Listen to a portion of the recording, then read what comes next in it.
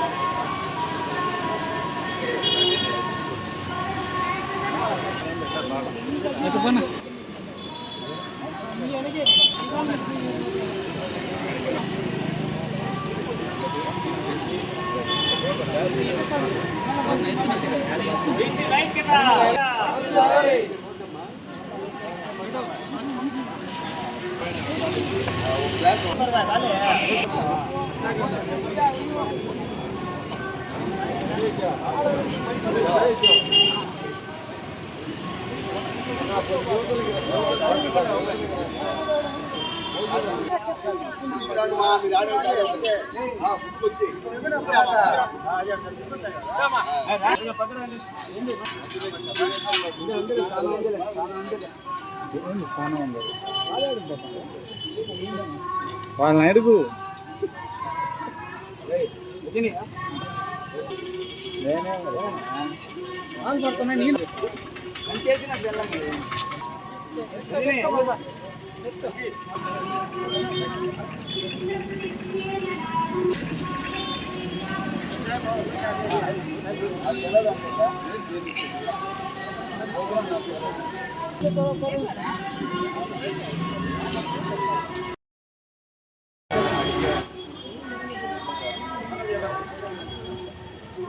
తాగి తక్కువ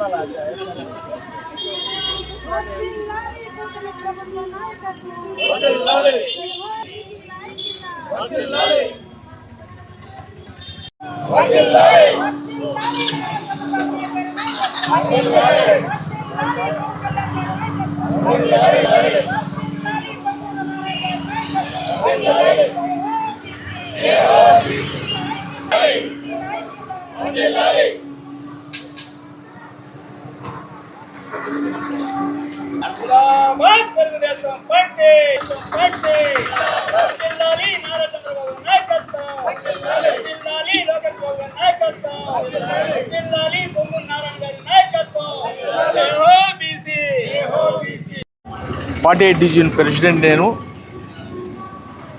ఈరోజు కూటమి గవర్నమెంట్ వచ్చిన కాడి నుంచి బీసీలకి ప్రాధాన్యత 33.3% సిటీల్లో, 34 రూరల్లో, గ్రామీణ ప్రాంతాల్లో ఇచ్చారు. ఇది బీసీలకి ఫస్ట్ నందమూరి తారక రామారావు పార్టీ పెట్టి గెలిచిన తర్వాత బీసీలకి ప్రాధాన్యత ఉండాలి అని రిజర్వేషన్ పెట్టిన నాయకుడు మన నందమూరి తారక రామారావు గారు. తర్వాత ముఖ్యమంత్రిగా నారా చంద్రబాబు నాయుడు అవ్వడమే బీసీలకి ఏమాత్రం తగ్గకుండా బీసీలని ఇంకా రిజర్వేషన్లు పెట్టి బీసీలు నాయకులు అవ్వాలి, అభివృద్ధి చెందాలి అనే ఆలోచనతో ఉన్న నాయకులు ఎవరన్నా ఉన్నారంటే తెలుగుదేశం పార్టీలో ఎన్టీఆర్, మన ముఖ్యమంత్రి నారా చంద్రబాబు నాయుడు గారు. జగను వచ్చిన తర్వాత బీసీలని 10% తగ్గించి బీసీలని అణగదొక్కే విధానంతో చేసిన విధానాన్ని ఎవరు సహించరు. రెండోది వచ్చి 11తో సరిపెట్టుకున్నారు. బీసీలకి అన్యాయం జరిగింది, 11తో సరిపెట్టారు. మీకు ఈరోజు కూటమి గవర్నమెంట్ రాగానే 34% గ్రామీణాల్లో 33% సిటీల్లో ఇచ్చారు. కాబట్టి ఈరోజు మేము 48వ డివిజన్ తరపున కార్యకర్తలు, బీసీ నాయకులు అందరం కలిసి ఈరోజు పాలాభిషేకం చేయడం జరిగింది. దీనికి అందరూ సహకరించిన కమిటీ మెంబర్లు అందరికీ నా ధన్యవాదాలు తెలుపుకుంటున్నాను. రేవతి ఈరోజు 48వ డివిజన్లో క్లస్టరు ఇన్ఛార్జి అధ్యక్షుడు వీళ్ళందరి ఆధ్వర్యంలో బీసీలకు 33.3% ఇచ్చిన సందర్భంగా పాలాభిషేకం చేయటం జరిగింది. తెలుగుదేశం పార్టీ అధికారంలోకి ఫస్ట్ స్థాపించినప్పుడే అన్న నందమూరి తారక రామారావు గారు 20% బీసీలకు ఇచ్చి గొప్ప వ్యక్తిత్వం చాటుకున్నాడు. తర్వాత ముఖ్యమంత్రిగా చంద్రబాబు నాయుడు గారు వచ్చాక 23% ఇచ్చి ఇంకా పెద్ద మనసు చాటుకున్నాడు. అయితే గత ప్రభుత్వంలో బీసీలను ఊచకోత కోస్తూ, మహిళల పుస్తతాళ్లు తెంచుతూ, విధవలను చేసి బీసీలనే వాళ్ళని చంపేస్తూ అక్రమ పాలన చేసిన వైసీపీ ప్రభుత్వంలో బీసీ ద్రోహి ఎవరంటే జగన్మోహన్ రెడ్డి. బీసీల పక్షపాతి ఎవరంటే కూటమి ప్రభుత్వం.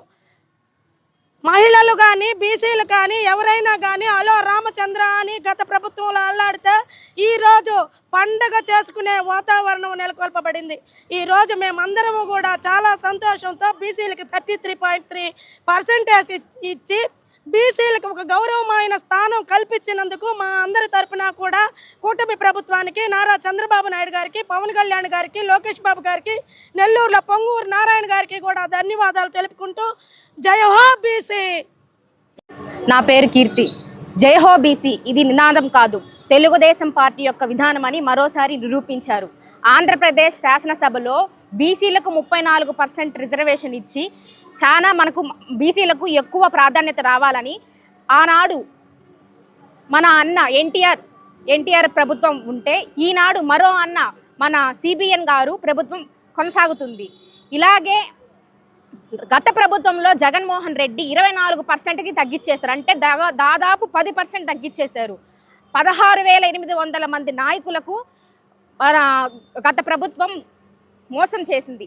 ఈసారి కూటమి ప్రభుత్వం వచ్చి చంద్రబాబు నాయుడు గారు బీసీలకు 34% రిజర్వేషన్ ఇచ్చి మనకు బీసీ ప్రభుత్వం ఉండాలని చెప్పేసి కోరడం జరిగింది. ఈ అవకాశం ఇచ్చినందుకు ధన్యవాదాలు.